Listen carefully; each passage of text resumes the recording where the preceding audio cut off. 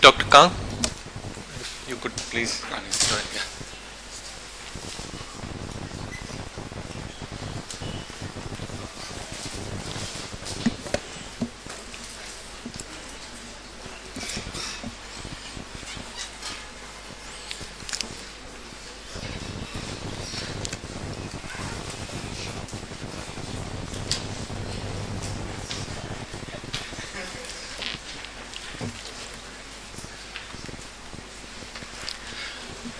Thank you.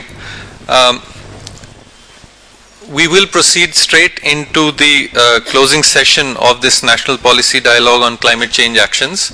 I'm sure you'll all agree that we've covered a lot of ground since morning, and would once again like to remind everyone that it's not just these last 6 hours during which these issues have been deliberated, but this has been the culmination of a process that started way back in January. In its conception, and then had several milestones along the way. The first being a workshop in Bundelkhand hosted by Development Alternatives, then another hosted by WOTR in Pune, and then at the beginning of this week on the 8th and 9th of November, a workshop hosted by the MS Swaminathan Research Foundation in Chennai.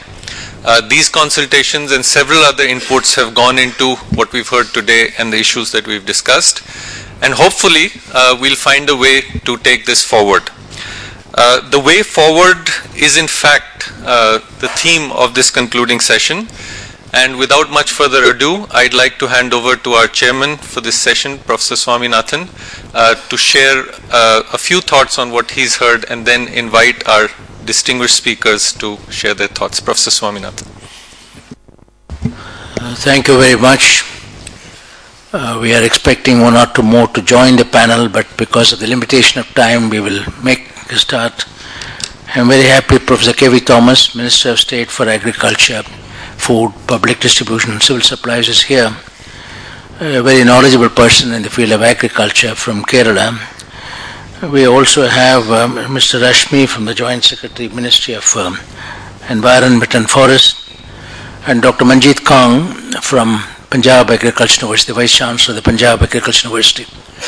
Very important because Punjab has been the major bread basket of our country, providing much of the grains, both wheat and rice, for the public distribution system.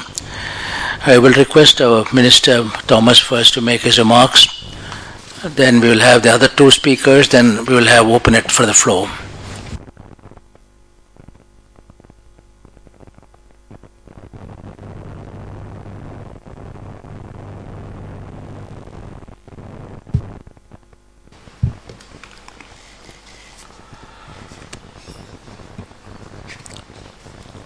Professor MS Swaminathan,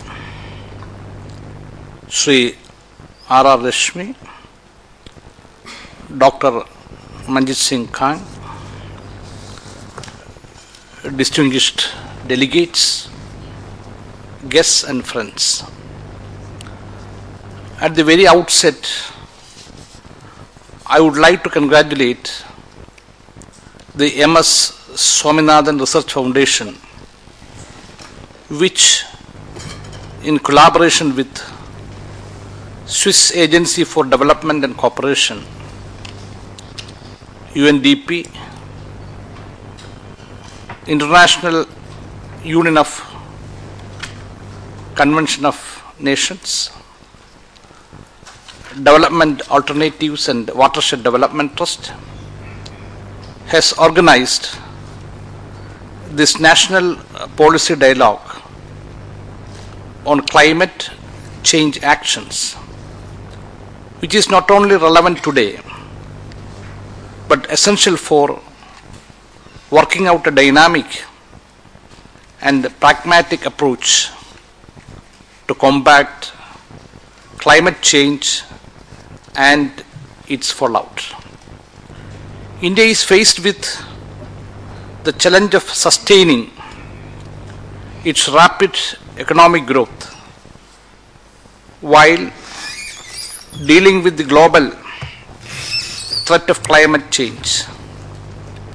This threat emanates from accumulated greenhouse emissions in the atmosphere, anthropogenically generated through long-term and intensive industrial growth and high consumption lifestyles in developed countries, while engaged with the international community to collectively and cooperatively deal with this threat. India is pursuing a national strategy to firstly adapt to climate change and secondly to further enhance the ecological sustainability of India's development path. Climate change may alter the distribution and quality of India's natural resources and adversely affect the livelihood of its people. With an economy closely tied to its natural resource base and climate sensitive sectors such as agriculture, water and forestry, India may face a major threat because of the projected changes in climate. The agriculture sector contributes about 18% of the national GDP, employs 56% of the total workforce, and supports about 58% of the total Indian population. Thus, the sector is very vital not only to provide income support but to ensure livelihood security for majority of the people. Of the country's total 143 million hectare net sown area, about 57 metric hectare is irrigated and the remaining area is rain-fed. Observations of Intergovernmental Panel on Climate Change indicate that the adverse impact of climate change due to rising temperatures and extreme weather events on the food production system could impact agricultural growth very adversely. Consistent warming trends and more frequent and intensive extreme weather events are being observed across India in the recent decades. Several areas have been identified as risk-prone due to the impacts of climate change. Among these are the coastal areas, Indo-Gangetic plains, and the drought and flood-prone regions of the country. Besides, production from crops and livestock, freshwater and marine ecosystems are also likely to be affected due to warming of sea surface temperature. Such climatic fluctuations could adversely affect agricultural sustainability, resulting in unforeseen situational shortages in production of food grains, which could also impact other economic sectors. The brunt of climate change is expected to be relatively high in our country due to dependence of large population on agriculture.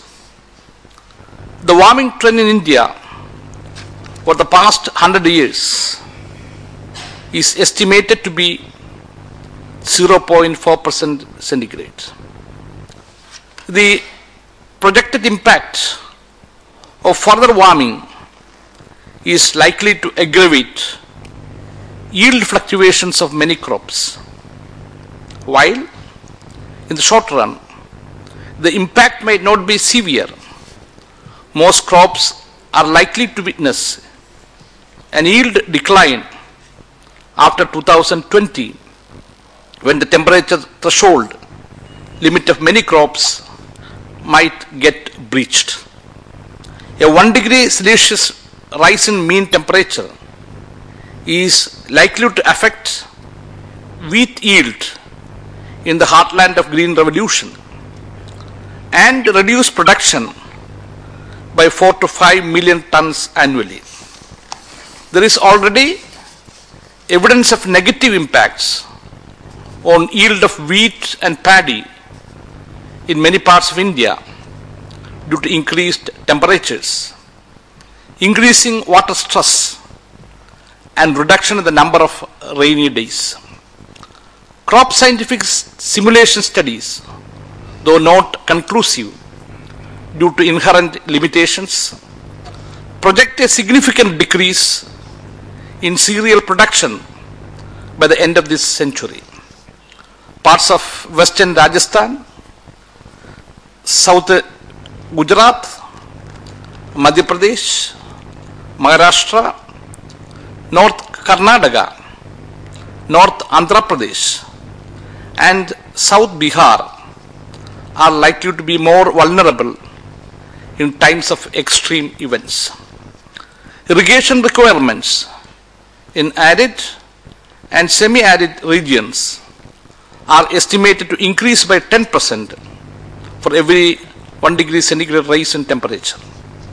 Rise in sea level would also likely to have adverse effects on the livelihoods of fisher and coastal communities. I am coming from the city of Cochin, which is below the sea level. I don't know in 2020 whether I can go back and stay there. In order to sustain agriculture growth for meeting food requirements, policies and strategies need reorientation with appropriate response mechanisms that are embedded in the policy system for not only meeting food grain and buffer stock requirements, but also to ensure livelihood security in times of catastrophic incidents, both natural and human driven. Accordingly, the National Mission on Sustainable Agriculture identifies 10 key dimensions for promoting the sustainable agricultural practices, which will be realized by implementing a program of action that covers both adaptation and mitigation measures through 4 functional areas, namely research and development, technologies, products and practices, infrastructure and capacity building. While recognizing the role of modern technologies and research in promoting the sustainability of agricultural production, the mission also emphasizes on the need to harness traditional knowledge and agricultural heritage for in situ conservation of genetic resources. An associated sustainability issue is the need to restrict indiscriminate use of pesticides and fertilizers. We need to update our database on controlled pesticides in consonance with the practices and research inputs coming in from various international sources. We need to ensure that the gaps between the standards adopted elsewhere in the world and India are reduced, and sustainable fertilizer and pesticide policies are in force.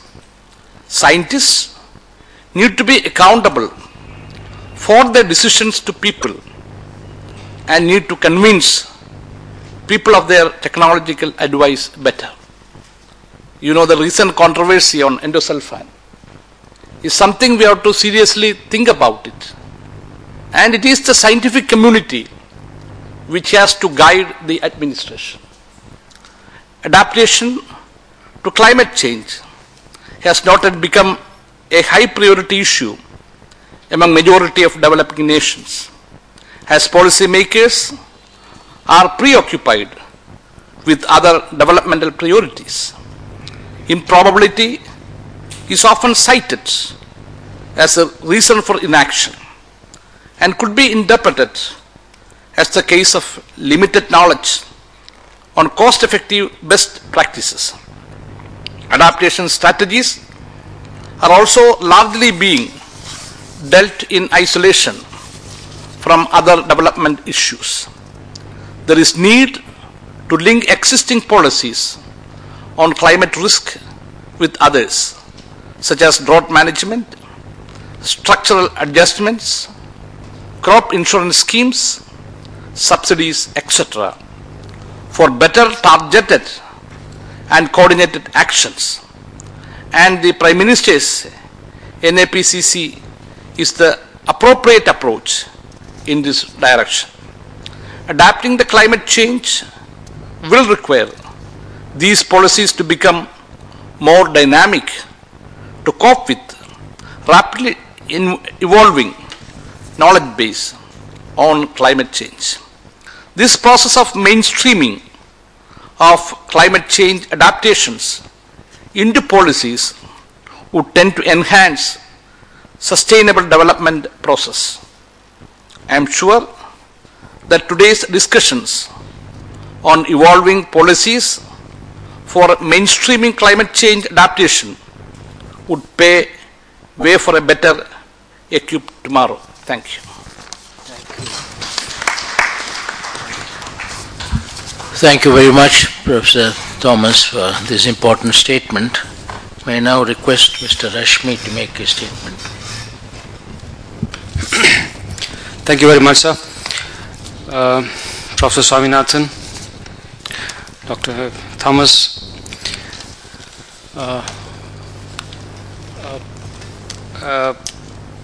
the ladies and gentlemen, the subject before us essentially is that of involvement of communities in climate actions. And if you read the National Action Plan on Climate Change, which the Prime Minister had released, in the very first paragraph, it talks about actions which enhance the ecological sustainability of the development path. It's a very cleverly worded phrase, but it captures the entire essence of what we need to do and what are its various dimensions. The ecological sustainability, which is the key element in the subject matter of discussion today, how can we make development path, the progress, the path of development sustainable in all its finery, in all its dimensions, in all its implications. The important aspect of sustainability which today's discussion seeks to address is that the ecological sustainability. I would not confine myself to ecological sustainability alone, but all aspects of sustainability. And how the National Action Plan seeks to address that, and how it is the Chennai Action Plan, which is presented to us all today, how it gels with that, and what are the elements which fit in with each other. As I run through this, I see 5 elements here, and there is a happy coincidence here. Each of these important elements addresses one significant component of the National Action Plan, which is recognized. For example, the food security is the primary objective of the National Mission on Sustainable Agriculture. It addresses the concept of sustainability while addressing the concept of food security and climate change. Water, smart water. The water is a very important part of our climate-related actions, and there is a national mission on water. Clean and efficient energy. There are 2 missions dedicated to the objective of clean and efficient energy, the solar mission and the energy efficiency enhancement mission. The mainstreaming of climate risk management. This is not defined by a particular mission as such, but there are two elements in the agriculture mission and also in the mission on climate knowledge, which would generally address this concern. Because the risk management in managing the risk in crop production is a challenge which the agriculture mission is seeking to address. What should be the innovative market measures, the innovative public policy measures which can address this is being currently debated there.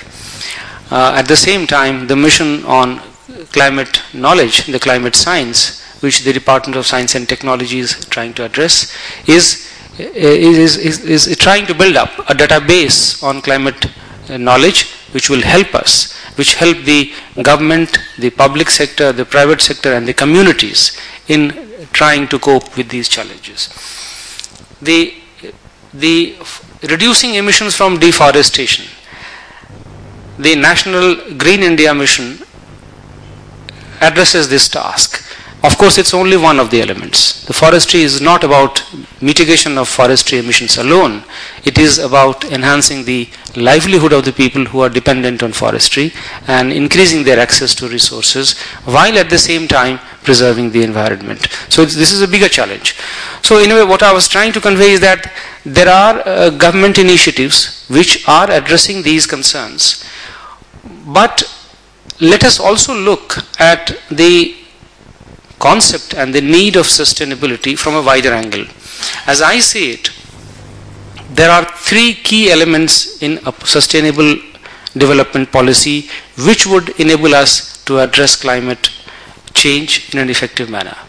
One is energy access. There were people who were talking about in the previous session about rights-based approach to development. Energy access is an important dimension of a rights-based approach to development.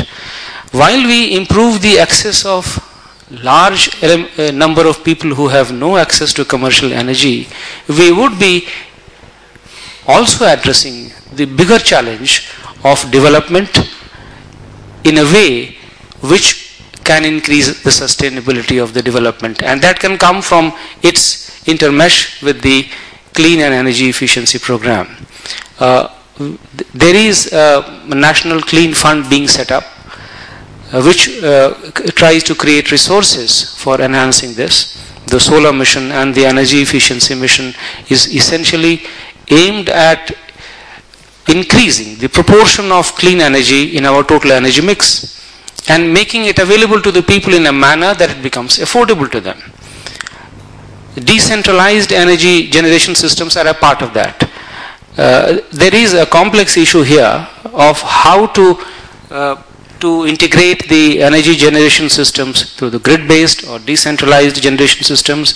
It's a difficult technical issue which experts are trying to address, but essentially the overall approach is that while we try to improve our access to energy, we should do it through clean energy sources, and the two missions, the solar energy and the energy efficiency mission, would enable us in a very large measure to address this challenge. The second aspect of sustainability is not about mitigation or energy access, but about livelihoods. There are clearly, in terms of development levels in our country, there are two types of people. For one set of people, it's livelihood which is the core concern. For the others, it could be their lifestyle, it could be their standard of living which is their core concern. But for a large majority of people who live in different types of communities, it is a livelihood which is the important challenge, and maintenance and sustainability of that livelihood. And therefore, our climate-related actions will need to integrate this challenge in our consciousness in a very significant manner. We are hearing voices about green economy.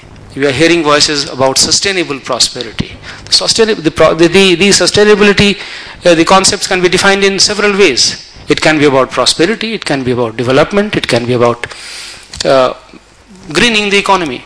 But nothing should be done to compromise the livelihood of the people whose only source of income and sustenance are the forests, the rural sources of livelihood. And it would be an important challenge for us. How do we do that? The ecosystem-based approach, which this Chennai Action Plan talks about, is a very significant conceptual improvement in this direction. NREGA, which is a rights-based approach, which is also a sustainable livelihood-oriented approach of development, are some of the examples by which we need to do this. There could be other innovative measures. I think all of us will have to put our heads together on this subject. The third element, which to my mind defines the sustainability of our approach, is that of environmental conservation. And that is implicit in the Green India mission, which the government has launched. Currently, the approach to this Green India mission is still being finalized. But the important thing to understand there is, it is not just about reducing emissions. It is not just about carbon sequestration. It is about enhancing the resources with the communities which are dependent on forests. And while preserving the forests are an important stock of carbon. And that is our one of the important goals when we talk about climate-related actions. But the forests are much wider than that. They impact on our lives. And this mission would seek to improve this, improve our ability to conserve the environment, preserve the environment, while also improving the carbon stock. These three aspects, I think, would broadly seek to define the sustainability, define the content of sustainability in our actions. And if these are pursued in a manner that it gives a greater ability to the communities to cope with the climate actions, we would, I think, have done justice with our work. Thank you very much, sir. Thank you very much for the statement. My request now, Manjit. Thank you, Professor Swaminathan, Honorable Minister and Mr. Rashmi, ladies and gentlemen. I'm very happy to have been called to this meeting. Climate change, there are a lot of forums on which it has been discussed, but I think this is a unique forum, that this is the Parliament